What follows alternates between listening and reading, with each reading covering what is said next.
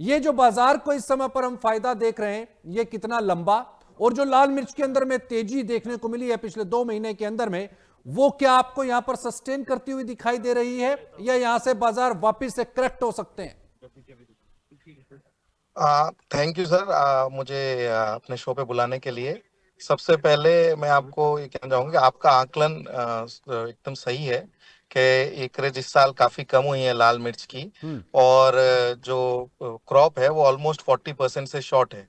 हम्म। सो जो हमने तेजी देखी जनवरी के अंदर, वो सीड मिर्ची में क्या है कि एक सीड वैरायटी और एक्सपोर्ट ओरिएंटेड जो वैरायटी है वो है तेजा वैरायटी। जी। सो दोनों ही वैरायटियों में हमने काफी उछाल देखा। हम्म। बट इसमें एक इंटरेस्टिंग बात नोट करने की ये है कि इस उछाल में कहीं पे भी चाइना के बड़े इंपोर्ट का इम्पैक्ट नहीं था। ठीक बिकॉज है। फर्स्ट, नॉर्मली जो चाइना है वो हमारा सबसे बड़ा इंपोर्टर है इंडियन चिलीज का, और वो एक्टिव हो जाता है दिसंबर एंड और जनवरी में। हम्म।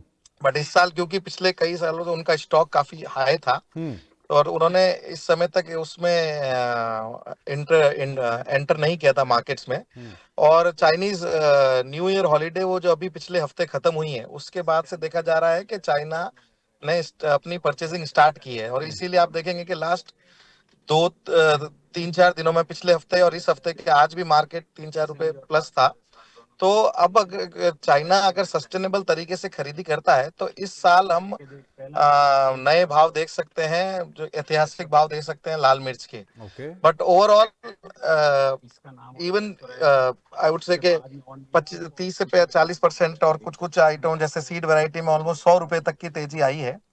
बट वापस आपने 10 दिन पहले उसमें काफी करेक्शन भी देखा। हम्म। तो अब यहाँ से अगर हम देखें तो ऑलमोस्ट सिर्फ 2 महीने का बाजार रहता है गुंटूर का, हम्म। क्योंकि मई मिड में उन हॉलीडेज हो जाती हैं गुंटूर में, तब हम्म। तक नई क्रॉप की अराइवल होती है।